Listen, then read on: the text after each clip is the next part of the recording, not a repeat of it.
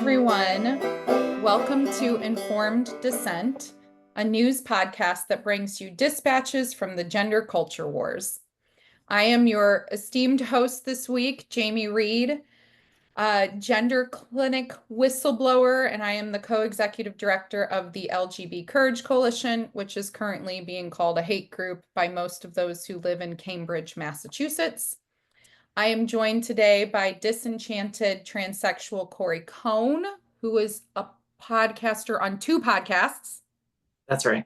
And the always insightful writer and researcher, Eliza Mondegreen. Hi, friends. How are you today? Excellent. Good. Hi, Jamie.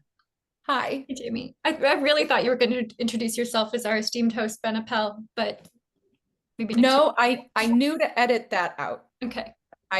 Good job. I prepared enough in advance to say that I am not Ben Appel. I don't know. Ben Appel is out today, and Lisa Sellen Davis is stirring up what I like to refer to as good trouble again at a school district, first school district.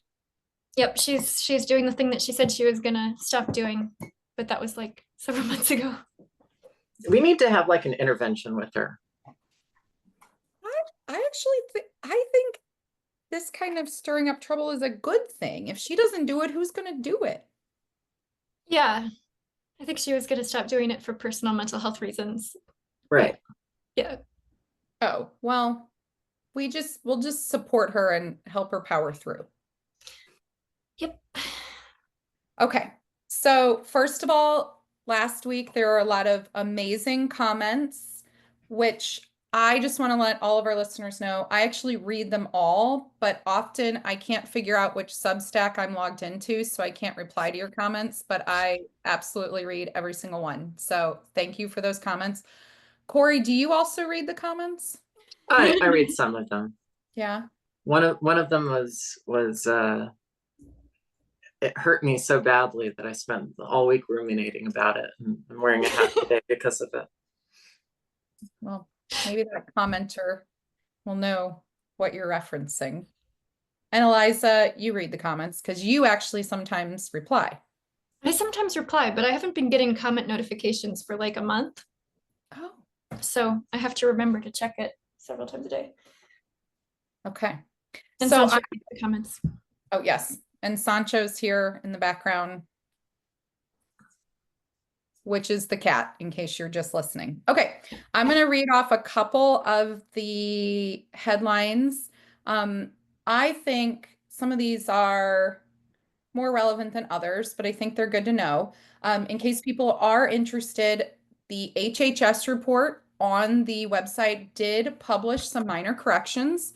I thought that they handled this really professionally. They put forward a word that I can't know how to pronounce, ERRATA. Errata. Errata? Errata. Does that mean correction? It's like a record of errors. Okay. Acknowledgement of errors. Yeah, it was. I read through all of the acknowledgement of errors. It wasn't really significant in any way, but I thought it was very good that they are publicly tracking where they're making corrections. Something that those on the Integrity Project did not seem to think was relevant in research. They just changed shit and didn't tell anybody what they changed. Okay, so on the 9th, Charles Barkley jumped in and made some comments to out sports, essentially, quote, a massive blow to trans athletes. It was noted that Charles Barkley had been a longtime supporter of gays and lesbians in sports, and so this was seen as a major kind of blow. On the 10th, Salt Lake City decided that they were going to go against the state ban of some flags, and so they stuck a random flower on a pride flag and a Progress Pride flag and like a trans flag, and they're calling it an official city flag now because the state had banned any flags from being flown that are not actual state sanctioned flags. How did leftists take over Salt Lake City? I was wondering the same thing. I have no idea. I mean, is that to me is like a story in its own right. Like, who is in charge of Salt Lake City local government? I guess it's not the Mormons anymore. I don't know. This seems like a story for Bar Pod. What on earth happened in Salt Lake City? Yeah. Um, I I don't know. I thought it was interesting. I also thought it was way overstepping, and I I, I think it's a waste of time to argue these things out in courts, but I think that they're going against the reason for the state ban. So there's that. Um, I was raised Catholic. I'm just gonna say this for the record because the Catholics around the world got a new pope. It is Pope Leo XIV. Anybody know the Roman numerals? 14. So does that mean this is the 14th Pope named Leo? Wow. Okay. Yeah. So apparently Pope Leo has a brother who lives in Florida who has been allowed to be on social media a lot. His oldest brother, and Pope Leo was born in Chicago, has written and shared a series of, quote, vulgar posts and memes on social media. Among the accusation from his brother, anyone with a transgender child is a, quote, shitty parent, and has called former House Speaker and fellow Catholic Nancy Pelosi a drunken C word. This will be very interesting to see if there is any official policy motivations or shares by Pope Leo's brother in his future decrees. But yeah, this is what happens. I think, Eliza, you said when your older relative. I mean, everybody has this relative on Facebook, so it's very humanizing for the Pope, I think. Okay. And finally, one of the news issues that I feel like is kind of close to my heart is Montana. So Because I've been there Montana, how many times now? it's not as much how many times that I've been to Montana. It's that I've been a part of this court case for a while. So Montana passed Senate Bill 99, and it was quickly challenged through the court system. And we've seen these challenges in every state, but what is kind of interesting about Montana is that I do feel like their court system has a strong libertarian streak. Montana is very much like, we do what we want, don't tell us what to do. And so that streak has been kind of finding itself in their judgment. So the Montana judge found that the SB 99 was unconstitutional. The 59-page ruling from District Court Judge Jason Marks found that it was violating Montana's constitutional right to privacy, equal protection, and free speech. The law had been temporarily enjoined before it was scheduled to take effect. And there was a quick story that came from Aaron Reed's Substack about this being a major win. The LGBT Courage Coalition is going to put out a Substack early next week because what's interesting is that another bill was just recently passed in Montana that might do the same thing that Senate Bill 99 was going to do. But what I think that this ruling points out is a few things. One, these bills do need to be crafted well. So you can't just say we want to ban and not explain your reasons, mechanisms, the whys, and the hows. And then two, there's been an assumption that red states are strong supporters of these, and there is, I mean, Corey, you're a libertarian. Yes. You can say it confidently. Try again. One more time. Okay, Corey, you're a libertarian. I sure am. Explain that kind of duality of the libertarian mindset of we don't want a lot of rules and restrictions, but yet Right. supporting of this. Supporting of this being, define this again really quick. Bans against puberty blockers, cross-sex Okay, hormones. so make the case why a libertarian supports banning these things. Yes, can you do that? Okay, sure. One, there's a couple of aspects from the libertarian viewpoint here. One is that actually body autonomy is really important. People should be able to decide to invest a lot in maintaining their body, their high fitness. They should be able to choose to drink raw milk if they want to. They should be able to choose which vaccines to put in their body or which ones not to put in their bodies, so on and so forth. Do libertarians believe then in like legal access to marijuana often? Decriminalization is probably the libertarian viewpoint, Okay. not legalization, decriminalization. Got it. Okay. Right? And this is subtle, right? If you legalize it, that means that there's a legal framework to support access to it. Whereas if you just decriminalize it, it's nobody's business. Okay. So this is a really important part of libertarianism is your ability to make these types of choices and for the government not to come in and interfere. So libertarians are split on this issue. In fact, the Chase Oliver, their candidate for 2024, was in favor of child sex disfigurement because he thinks it's something that parents ought to be able to choose for their kids. The other libertarian side of this is it's so important that you have this autonomy, that you're the owner of your own person, but that children do not have the judgment or autonomy, I suppose, to enter into these sorts of decisions, to agree to the things that are being done to them. So the other side of this is preserving the ability for a person to make these choices, because children cannot consent to this. Okay. So there's a lot of argument over at what point is consent. I guess this sort of goes back to the UK Gillett competency type of test.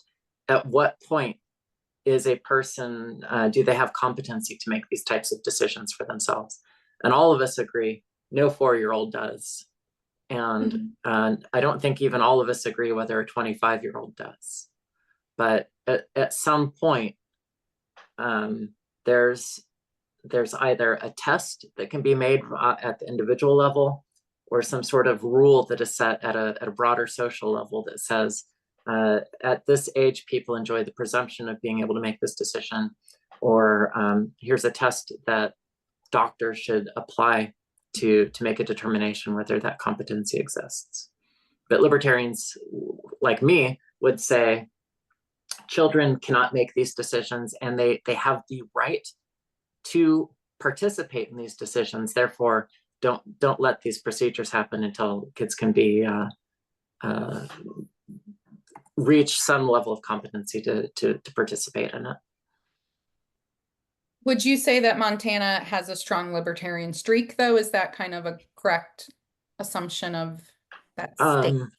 I don't know. That's something I'm not really sure about. Okay. It doesn't seem stable over time. What, Montana? Or any of these political preferences don't seem stable over time. We're at a point in, we're in 2025, and the term rhino, which is Republican in name only, that term is being thrown at people who are in favor of free trade and smaller government and less taxes. So there's so little stability, especially right now, that I can't say anything about Montana. That might have been true in the 2000s. 20 years ago, it might have been true. Who knows about today? Okay. So today we had a number of listeners want us to dive back into the HHS report a little bit, which we're going to do. Before we do that, I just wanted to pull apart one more tiny thing that was in the news this week, which is around funding for PBS and NPR. So I'm just gonna self-confess here. I was a total NPR junkie for years. Oh, also there were comments about how people are concerned about my health and my caffeine consumption. Yeah, good. No, I'm fine. Everything's fine. 8 shots of espresso a day is fine. What is not good is to listen to 12 hours a day of NPR.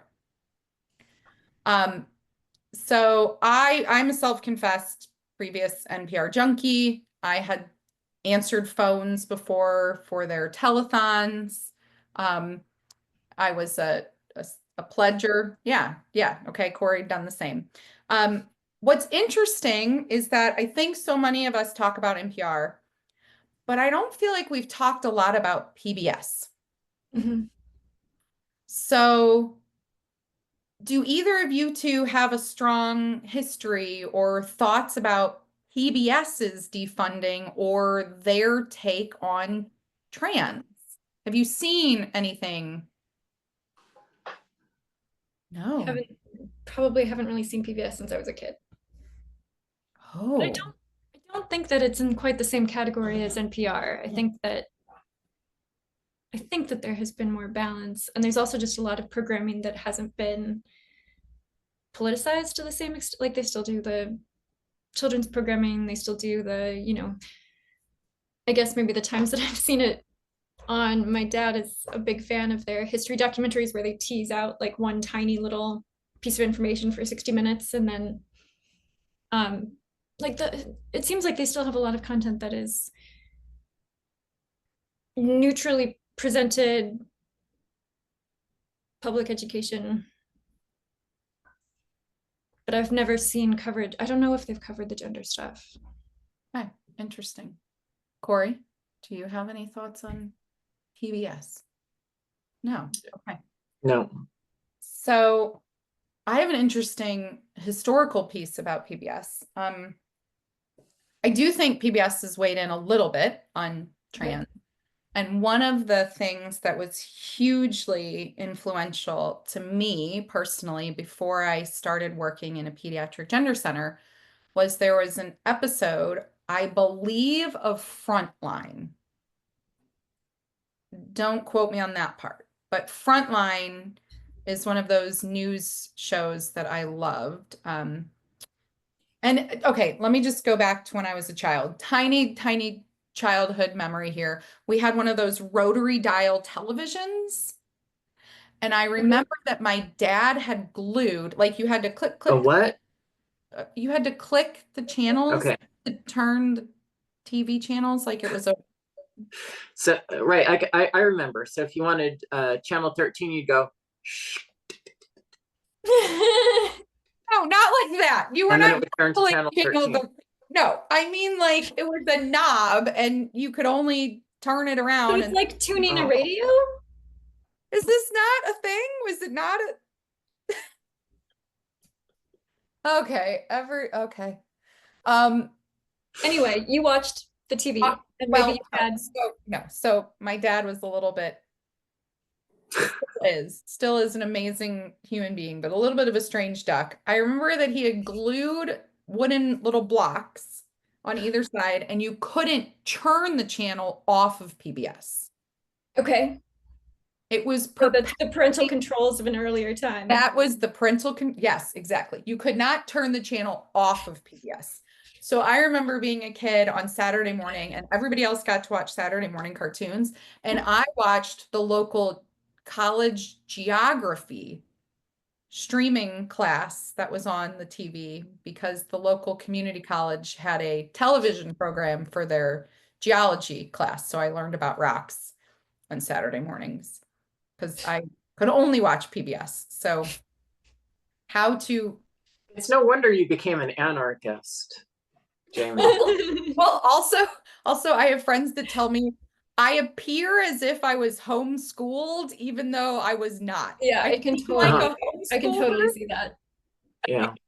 Like they're like, we're really surprised you went to school and you were not homeschooled. Anyway, so PBS had a program on the transgender child very early on. This would have been like 2016, maybe 2017. And I remember watching it and thinking, oh my God, this is amazing. This is the radical new science. This is great. But it was just because I had so much trust in PBS. Yeah. So does anybody approve of the Trump administration wanting to defund? And I also feel like this comes up every Republican administration.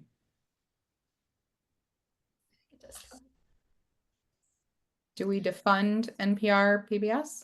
As another former NPR junkie, I just want them to like have an internal revelation, an internal process of reform, and not to be. I just want them to like wake up and not be crazy anymore. Is that asking too much? Like, do you even try to tune in anymore?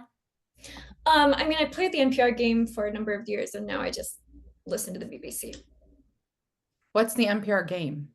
So this has been apparently independently derived by a bunch of people, because I was playing it before I heard Katie Herzog mention it on Blockchain Reported. But it's basically you turn on NPR and you wait until they say something obnoxiously identitarian about like race or gender or immigrant, any of those, but it's mainly just those two.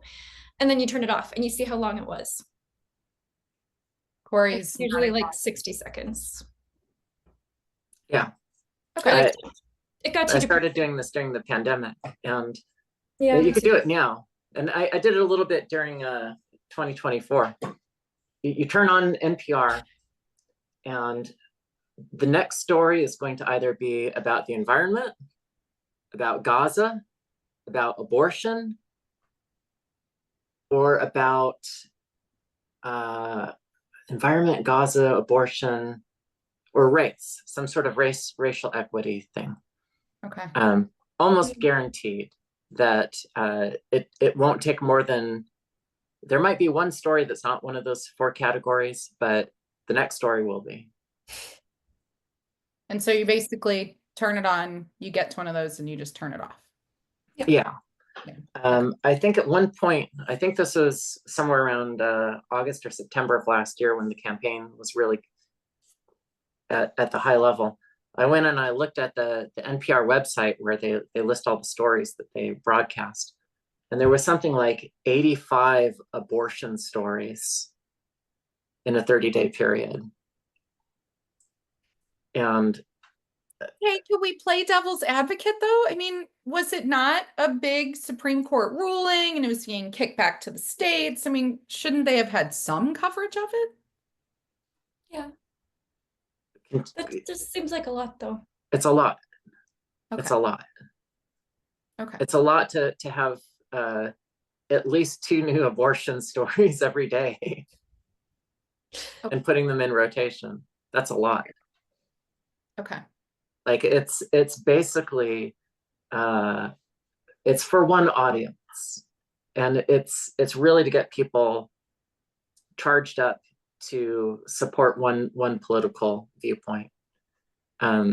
It's identical in form to when Fox would just run the same 3 or 4 stories. It's like it's easy for people to go, oh yeah, Fox would just keep running the same culture stories over and over and over and over to get people mad at Obama. Yeah, it's what NPR is doing, except I'm paying for it also. Okay. Is there any hope to save NPR? No. Corey's shaking his head no. Corey, pretend like you're on the radio and you have to verbally say your response. No, you whistled and my dog just popped up her head like, what just happened? Today, Trump administration has announced the complete defunding of NPR, and nobody cared. I don't know. The people that work at NPR would care. Okay. They would just go find jobs with some other left-wing think tank. Yeah, I don't know. It's really depressing for me because so I've been working on my book, And my writing trick from when I was a teenager on was if I was really stuck, I would imagine that Terry Gross was asking me questions. And Oh, now I just can't do it anymore. really? It doesn't work anymore. Yeah. I really liked Terry Gross. Yeah. I even liked Diane Reeves. Sorry, I touched my voice. I was like, what was her name? I touched my voice. Diane Reeves? Was she the Diane envoy? Reem. Yes. Yeah. Oh, that woman. Yes. Click and Clack, the Tappet Brothers. I mean, I listened yeah. to Weekends. Okay.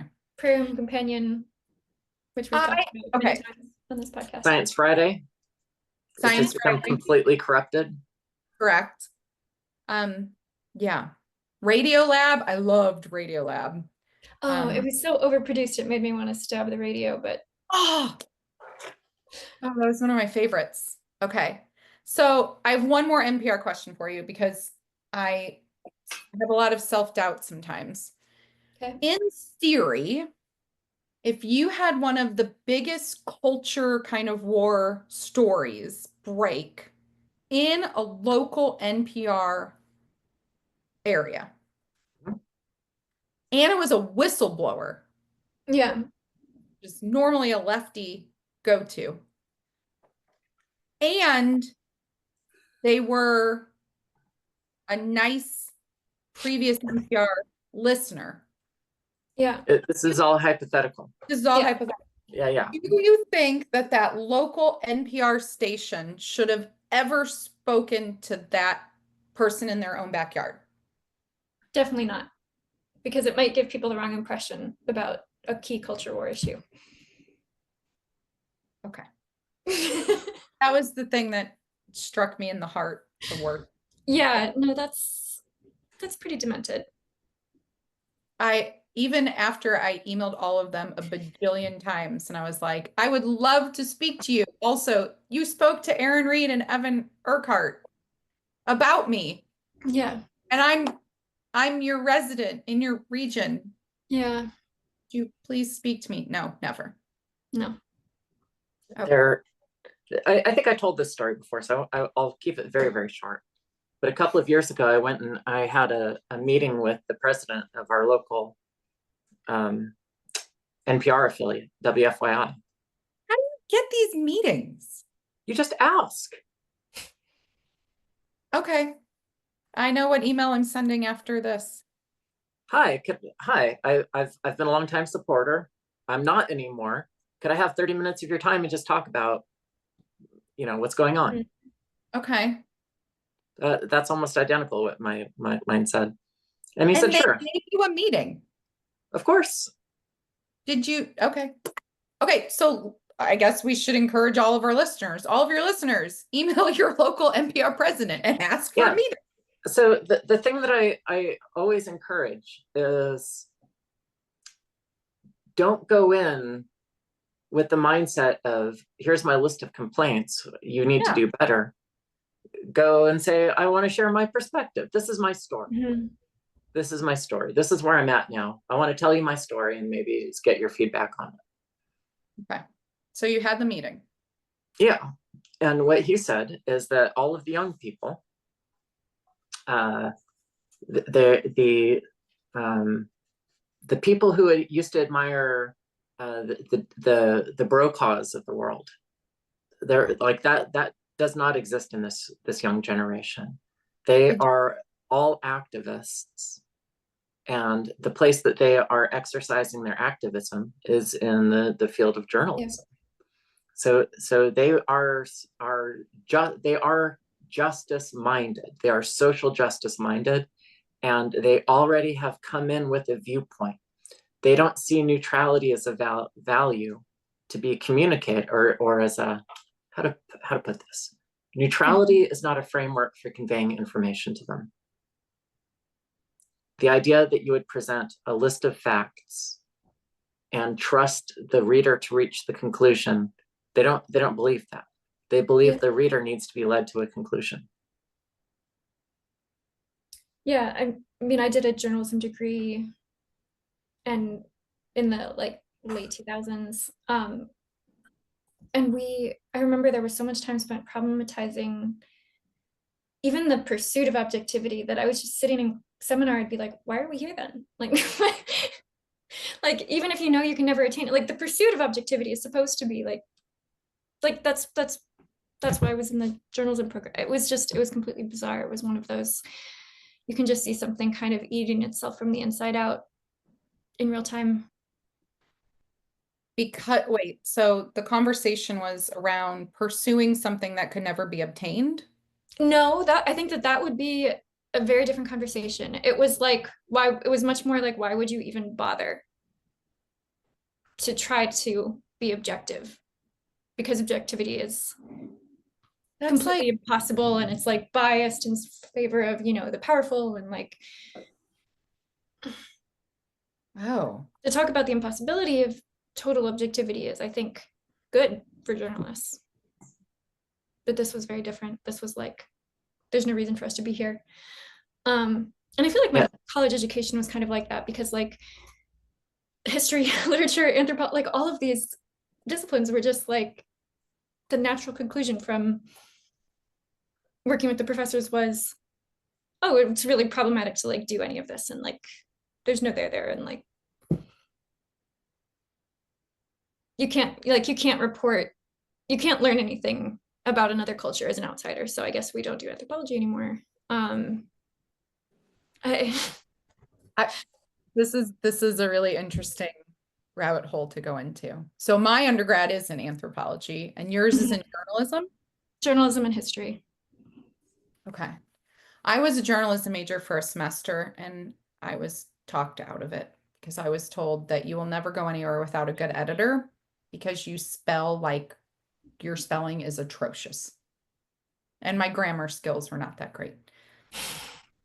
So Those both seem really correctable compared to some of the errors that I've encountered as an editor. I You're mean, just fixing somebody's spelling, like it's a great day. I mean, that was pre-AI though. I mean, like that was back when an editor actually had to read and Yeah. do those corrections. Yeah, they don't have to anymore, thank goodness. Yeah, the bad spellers should not be encouraged away from journalism. No, but the anthropology. So when were you in undergrad? Like, are we I graduated in December 2009. okay? I graduated in 2004. And you're correct. Anthropology was absolutely, even at the undergrad level at that time, basically saying, why bother? You Yeah. cannot. Yeah. I remember writing a in-depth paper about a book, something along the lines of like, if anthropology doesn't break your heart, there's no, it was all about putting the self into the work. Yeah. Even then, I'm ashamed to say I was arguing pro putting the self into the work. Yeah. So my undergrad thesis was called Entry and Existence in a Countercultural Anarchist Collective. You should see if Colin will go over that on his podcast. Read my undergrad thesis. I mean, honest, okay, here we go. There actually was there was one of the questions in the like survey that I did of all of the anarchists, whether or not somebody had eaten from a dumpster in the past month. And the answer was The high percentage of most of us had, yes. okay. Yes.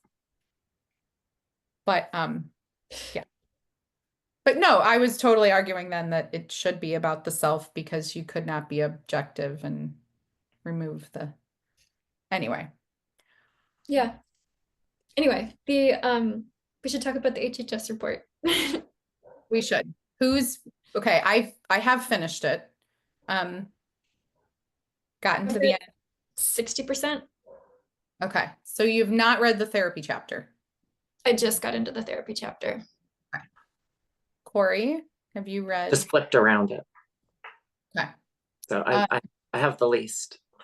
You have the least. So Okay. we'll expect you to be the most opinionated. Perfect. Okay. So I wrote a Substack piece about this this Yeah. week that I published that has gotten a lot of really interesting feedback, I guess is the statement. Anybody familiar with the person Zinnia Jones? Yes. Oh, yes. Okay. I thought Zinnia had left X. Hmm. Okay. I also used to be blocked by Zinnia. Apparently I very much pissed him off because he has gone after this piece that I wrote for like 3 days straight. And So just briefly describe the piece for people who, so I did read it. It was great, but thank maybe you. not everybody's read it. Okay, so I was reading the HHS report at the same time, basically, where I had traveled to go to a dear friend's wedding. And it was a very interesting wedding in that I was kind of undercover. First of all, I was not the invitee either. I was the plus one. Yeah. Okay, so my girlfriend's invited to this wedding, friend of ours. And our friend is also in the gender critical world, but but can travel in both worlds. And so at her wedding, she has this like whole group of like invitees that are like, it was like the conversion of these worlds where it was such a conversion that I got to pretend like I was not, that I was someone else. Okay. So I was kind of told like, hey, maybe don't tell everybody your real name. Don't tell people don't tell everybody who you are, kind of a What thing. name were you supposed to use? Nobody even told me. And also Okay, nobody if, gave if you're going to make up a fake name in a circumstance like that, can I pitch one that you should use? Yes. Eliza Mondegreen. Oh, yeah. You can take it. I'm gonna get rid of it. No, here's the other thing. I have a really hard time lying to people like face to face. So like Yeah, everybody's like, you have a very expressive face. I can't, yeah, it comes across. So I was also told to maybe make up a backstory about myself, which also was like, I can't do this. No, anyway, Just ask questions for other people. They love to talk about themselves. Don't have to remember anything. that's what I did. Went to the rehearsal dinner and found out later, although I picked up on it pretty quickly, that we were seated at a table with a trans couple. Well, it was a lesbian couple, but one of them was presenting as a man. And then at the wedding, so I'm reading the HHS report, reading it, all of this history about the Reading homophobia. it at the wedding. No, I was reading it That's right. not very undercover. No, no, no. No, I was We're In very a binder. sociable. I mean, no, but I was right up until like we were almost late for the ceremony because I was still reading. okay. I was like, shit, I gotta go curl my hair, I gotta get ready. We go to the wedding and there is this um, young girl there. And she's in this blue dress, but she's got like combat boots on. So, but her hair was cut total. She was like basically had shaved her head. I had no idea who she was, but she came up to me in the appetizer line and she just kept kind of coming up. The first Yeah. question she asked me was, when's the cake? And I'm like, what? What? Like, what kind Yeah, of question is that? excuse to talk. Right. And then she was like, you're the only grown up I want to talk to. About into the wedding, into the dancing part. People had been drinking, not this kid. She came up and she just point blank asked me, "Are you a her exact words were, "I don't want to be homophobic, but are you a lesbian?" And I was like, first of all, just the framing of that it would be seemed as homophobic to ask somebody if they're a lesbian. I was like, yes, lesbian, that's my girlfriend. Yeah. She said, I've never seen two people like you before, ever. And How old is she again? my guess is like 12, 13, maybe. Lives in California. Yeah. Um, she just broke my heart. I mean, how do you never see? And I mean, what's interesting is that she really could care less about my girlfriend who's kind of butch masculine, because I think what she was basically saying was, I feel like I'm masculine like this, and I never seen that I could have this possibility of a relationship with someone femme presenting like this. Like I could see this world. Yeah. And what I found out later was that she had told some of the other adults in her life. She said to me, "Oh, I think I'm like that too, but I use the word pan." So pansexual. Um, and I found out later that she had told some other people that maybe she thought she wanted them to use they, them pronouns. And Mhm. I just kind of mashed these two things together in this piece, because so much of the HHS report that I felt like I had the hardest time going through was that historical layout of the underlying homophobia. Yeah. Did you get through that chapter, Eliza? Yeah. I mean, where they're talking about like all but one of the kids in the Dutch protocol, like they were all gay or bi except for one, and there was one who didn't know. Like, I'm just reading the report, and it's like, what did they ever think that they were treating, and what do they think that they're treating today? Because it's not what they think they're treating. They're still treating kids' discomfort with being gay to a very large extent. So the trans individuals that went after or wrote, there's been a couple posts written by them about my post, are basically saying that we don't understand trans. So it's I mean, I'm guessing it's the Diane Aronsoft, like proto-transgender identifying as gay is just a stepping stone to their true transgender identity bullshit. I don't know that it's even given that much historical weight, just basically saying trans is different than gay, you don't understand. Well, that's easy. I mean, if you don't understand, then you just have to give up and stop making your case. Yeah. No, they're saying I don't understand. No, I know. Oh, I know, because you lack the gnosis. You don't have that special spiritual like concept. You don't have the understand. You don't have the knowledge. You don't have the knowledge. They have the knowledge. You don't have the knowledge. What So is you have to. Yeah. What's that? what is the knowledge that they have that I don't have? Oh, being trans. It's the secret But what mystical perspective that makes it not homophobic to transition a bunch of kids who really look gay. Right. But that's not a thing. Special mystical knowledge is No, not. it's not. It's not a thing. But that's Okay. that's the idea. The idea is you can't critique it because you don't get it, and the fact that you don't get it is manifest because you're asking this question, which shows that you are not a believer. Right. How dare you try to ruin the believers, though? How dare you deny the knowledge? Believe trans kids, Jamie. But they can't say what that is. No, they can't. That's the point. Okay.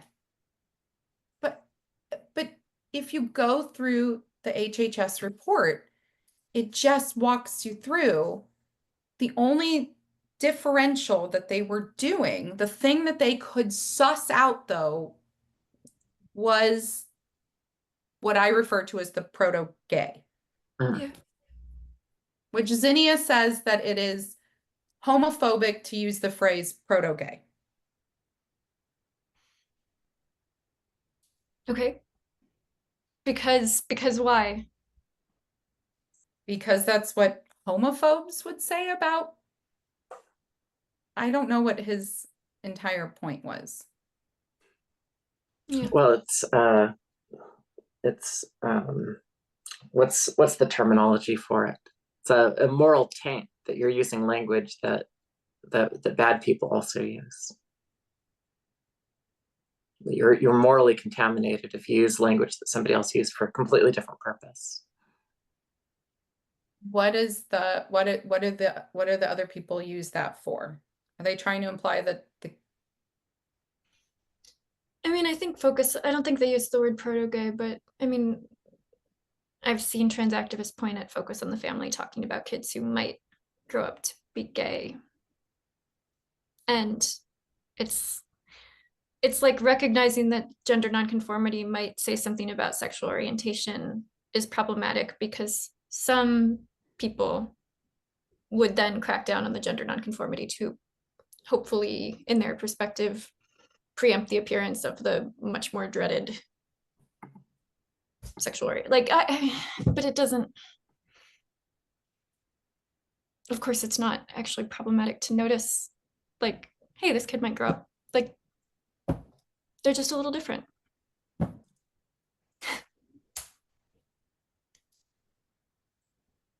I gotta get running here before too long.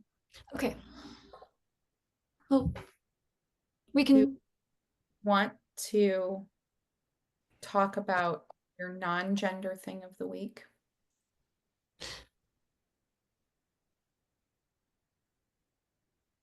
Do you have one? Non-gender thing of the week. Oh God, you didn't come prepared. That's Alex, right. do you have one? no, Corey does have one, but he has to think of it. Yeah, that's right. You know that I'm pursuing a conversion to Judaism, Yes. and I don't talk about that too much because I just don't know what I'm doing yet. Like, Meaning you don't know if you're gonna go through with it or you're just no, I'm just like anything new that you take on, there's a learning curve. So I'm still learning a lot of things. So I don't want to express viewpoints yet, except from the context that I'm a learner. But I started listening, like the new audiobook that I'm picking up here is Ross Dothot. I'm probably oh putting yeah, name wrong. from the has New a York book- Times.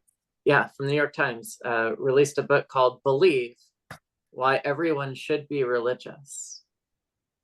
So that is my thing right now that I'm listening to. Okay, does he not have an even newer book that's like about UFOs and like We're not talking bad about Ross. okay.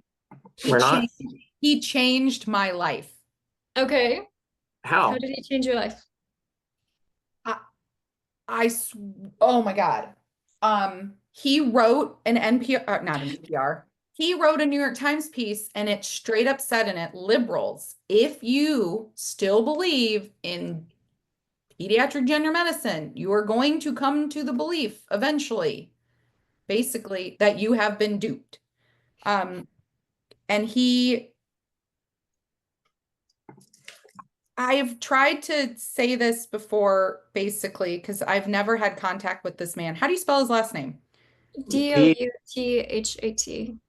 Dout. HAT. See, I can't spell.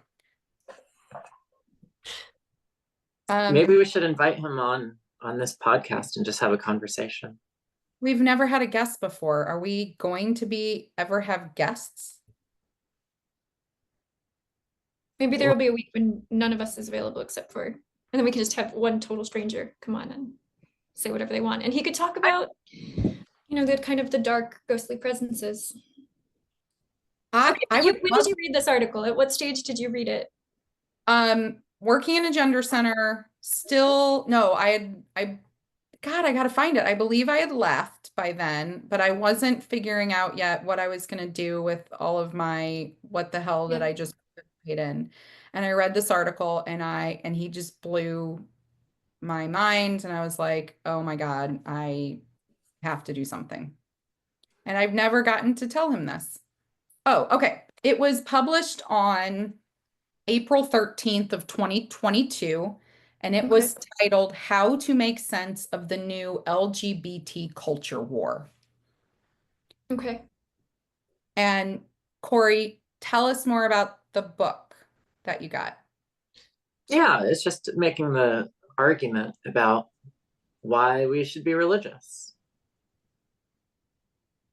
And is it salient? Does it work for you? Not yet, but I'm gonna finish it and think about it afterward. Okay. Okay. I do think that there's a certain sort of secular dogmatism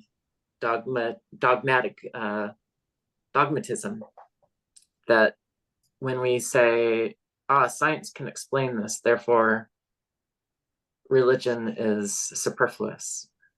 I think that does lead us towards overlooking a lot of the other benefits of having a spiritual outlook. Yeah. I would agree with that. That's mine. Okay. Jamie, are we gonna talk more about the report and then do ours, or are we gonna go too? I think we should go too. And Really? yeah, I think we should. Okay. Have we been recording for about an hour or no? A bit less. Okay, well, I'll just read this real quick from the Ross story. Okay. This is the ending of this piece.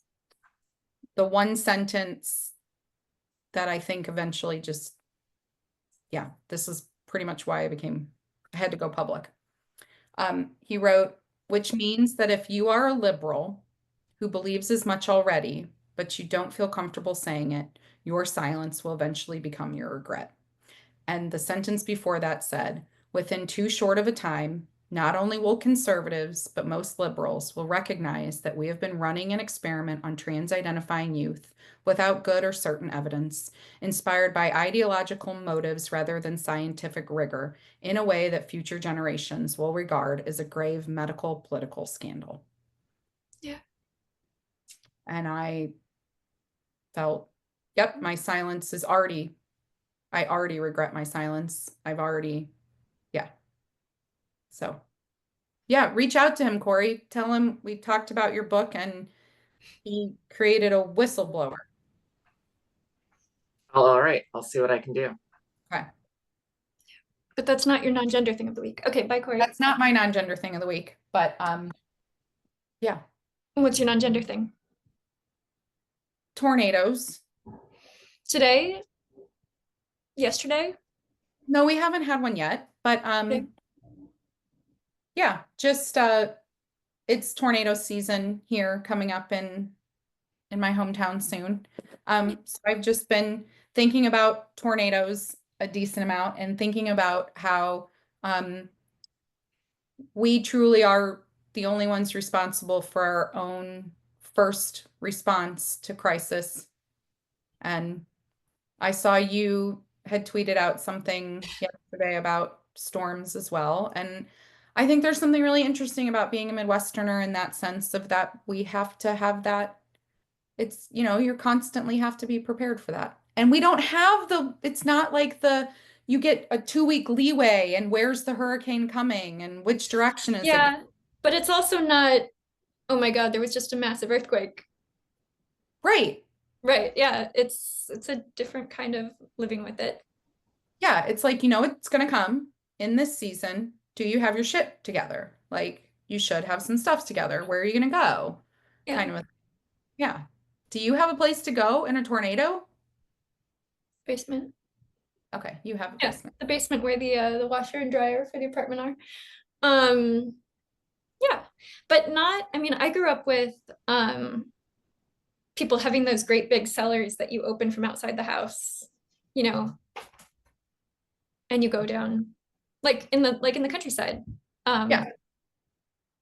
So I was very, very afraid of tornadoes when I was a kid, but it's also kind of exciting. Yeah, so we had big storms too. It was reminding me of when I was in Montreal a couple of years ago, and Montreal had maybe its first tornado warning, and which is very unusual. Do they have, I'm assuming they don't have tornado sirens like we do in the Midwest. I don't even remember that part. Okay. I don't remember that. What I do remember is that all of my Canadian friends and like all of like Montreal Twitter thought that because there was a tornado warning, that meant that there was a tornado going through Montreal right then, and that they were like seeing it, and it was like, you guys, we didn't have a tornado, like nothing happened. It's very different when it actually happens. Right. It was like, oh, we had that tornado yesterday. It's like, no, we didn't. Oh, you already got to clarify the misinformation of history. Yeah. Yeah, well, but I think it'll be an attractive story for people to hang on to because it was such a rare occurrence to even be warned about the possibility of one. My non-gender thing would be hanging out with little kids is super fun. And I realized that I had literally not done it for like years and years and years. Like I used to be a nanny. So I used to hang out with little kids all the time. And yeah, it was really great. And it made me realize that like, you know, almost none of my friends have had kids. Yeah. And just it feels like very different to think about it when you are around kids versus when you like maybe never see them. Yes, because you are responding positively about having little kids around you. I think you wrote that you got to play chalk and Yeah, we played chalk. We picked what like invasive garlic mustard in the woods. And yeah, it's pretty adorable when a 4-year-old is like, I want to sit by my best friend and I want to do stuff with my best friend. Like we just met, but it's very adorable. I'm so I wish I had those feelings still about little kids. Yeah. As soon as you said that, all I could remember was a real unfortunate incident maybe 2 weeks ago Okay. where a urine-soaked pull-up became a volleyball Oh no. and Inside? inside the house, which then burst open. And any parent, and apparently there's a whole bunch of Reddit threads on this. If you want a new rabbit hole on Reddit to go down what happens with burst open diapers. The gel inside was on the ceiling of the bedroom, all over the wood floor, all over the mattresses, all over the walls. It was to the point where at one point I pretty much just sat down in the room and wanted to sob. And at which point I heard from the other room, hey, the solution is baking soda. I saw it on Reddit because we couldn't figure out how to sop up the nonsense. Yeah. Baking soda Oh, is amazing, but yeah. you So could also just move to a new apartment. oh my, or I could also just send my 3 small children on the Amtrak to visit you for a week and Yeah. you can You really can see how I feel after that. You can, yes, see how you feel about small kids after a whole solid week. Yeah. No, I Okay. ignore them. Yes, Okay. you can babysit whenever you want. Okay. Okay. I don't know that we have much. Is there ever only been 2 people at the end? I don't think so. But okay, so next week Ben will not be back. Lisa will hopefully be back. And We really should talk about research studies. we should talk about research studies. And we wanted to talk about the puberty blocker trial Yeah, in the and UK. ethics in the UK. And even the Washington Post article. Yeah, and I still think we should talk more about the HHS report. Today we kind of